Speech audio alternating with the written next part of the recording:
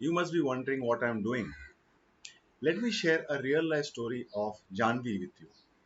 So, Janvi has been working in this reputed IT consulting company for 10 years.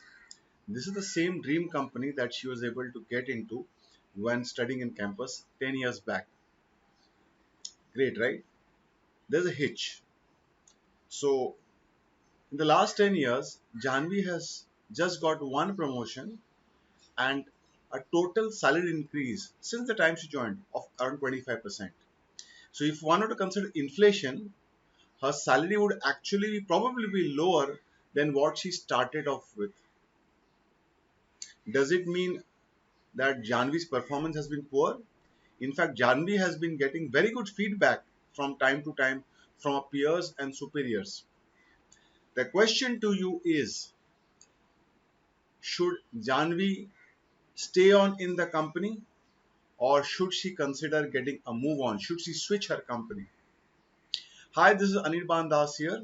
I'm a dream career coach with over 25 years of experience, and I'm also the author of the just released books What's Stopping You? This is what they don't teach in colleges and definitely not in companies. And also, this book, Just Kidding Yours Destiny, based on real life incidents, which is an unusual and a very humorous take on office politics and the role of destiny.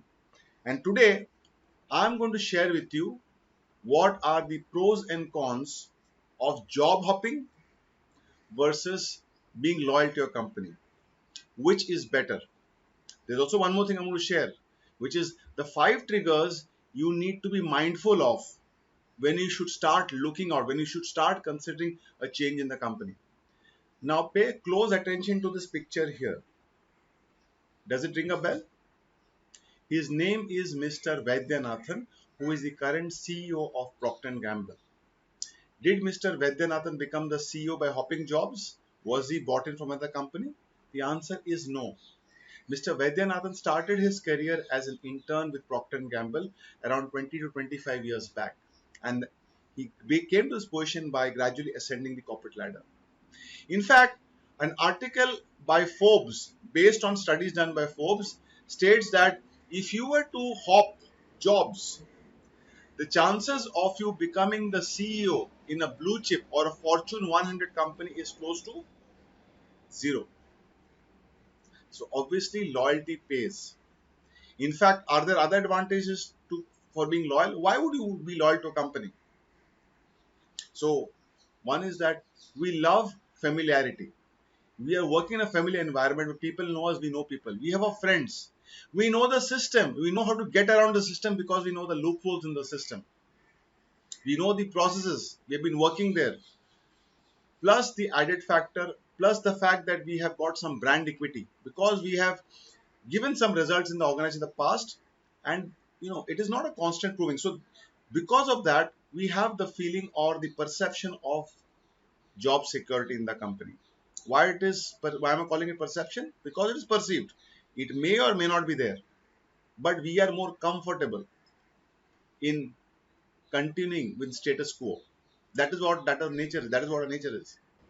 Given all these obvious advantages of being loyal to a company, does it make any sense to change companies or change jobs? Well, for starters, look at the numbers. What percentage of employees go on to become CEOs? Out of all the people joining your organization, how many go on to become CEOs or CFOs? What is the chance of you becoming a CEO? Do you want to wait 30, 40 years for that? If the answer is good, if the numbers are good in your favor, by all means stay loyal. There are advantages of staying loyal, like I said. Now I'm going to share with you 5 triggers which should make you consider a change in your company, or which should make you consider a job hop. What are these 5 triggers? Trigger number 1: when you're unable to leverage your strengths to the maximum in your current company and you feel that you are being underutilized or you are doing something else which is not in alignment with your strengths. That is a recipe for unhappiness, for disengagement. It is time for you to look out. Trigger number two, when the work culture in the company is toxic and you cannot do much to influence it. Before it starts beginning to affect your physical and mental health, it is time for you to start looking out. Trigger number three, when you are getting a low compensation, when you're not being paid as per your talent or as per market standards.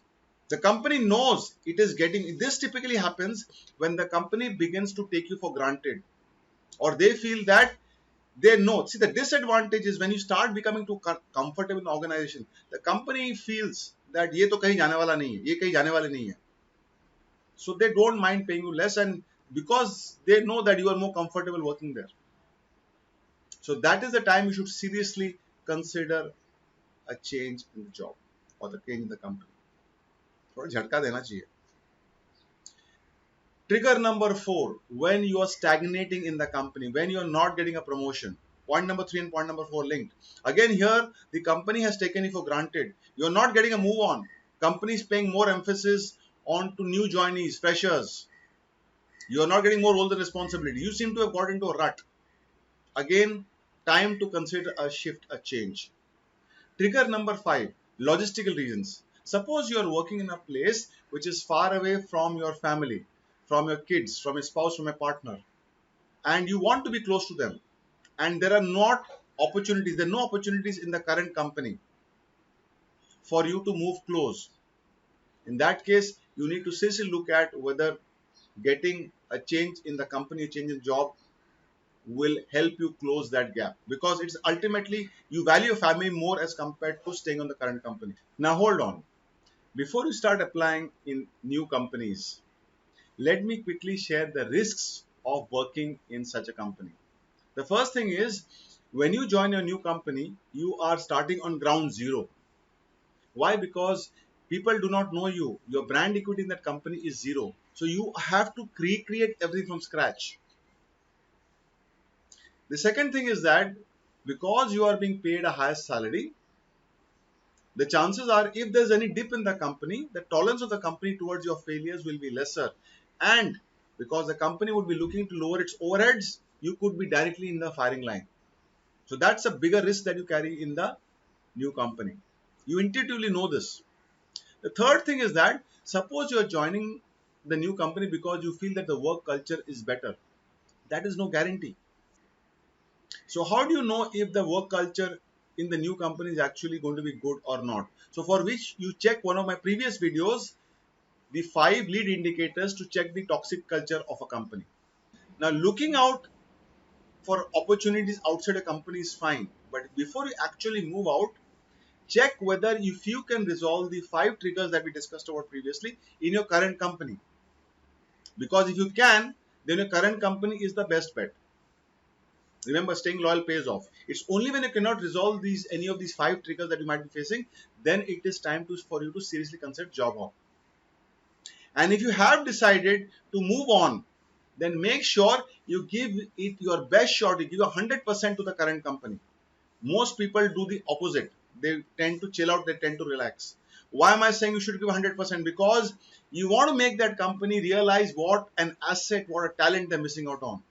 The second thing is you want to create a positive impact in everybody's minds before you move out. Which brings me to my next point. Make sure that you are rebuilding or make kept all your bridges intact. Do not spew any venom on the people in your current organization before you move out, because who knows who can be of use someday, somewhere. So make sure you have built all your bridges before moving on.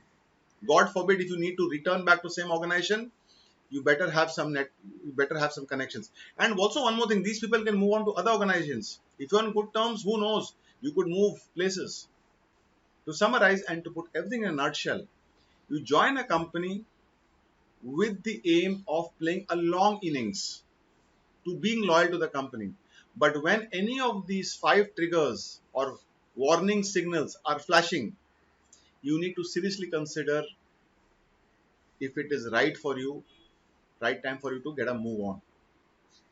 Now, there still remains one unanswered question. You remember the story that we started off with? Janvi? What should Janvi have done? Should she have continued in the current company, or should she have considered getting a move on to another company? I want you to apply the learnings of this video and see what recommendation can you come up with. Welcome back. Were you able to come up with some recommendation? So here's one more thing that you need to keep in mind.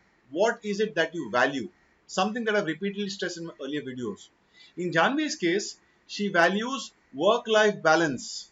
She values time with her family.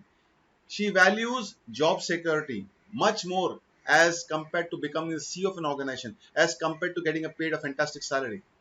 So she doesn't mind compromising her career ambition because she is getting something what the company is giving to her what she values more. There's also one more thing. Janvi is able to leverage her strengths to the maximum because in this company she's being able to deploy her strengths to the maximum. Is she happy that she's not being paid as per market standards? The answer is no, which means that she does need to get an offer from an alternative company and use that as a negotiating tool with the current company. Keep on stressing the current company that she deserves to be paid as per market standards. Because only the crying baby gets the milk. So did you have any aha moment? Did this video resonate with you? If yes, please share your comments below this video. And if this video did not resonate with you, or if you have a different perspective, please share those comments also. I would love to read those comments. Please like and share this video because even a single breakthrough can transform somebody's life. This is Anirban Das signing off. I'll be back with more such videos. Till then, keep watching. Take care. Stay safe. Bye-bye.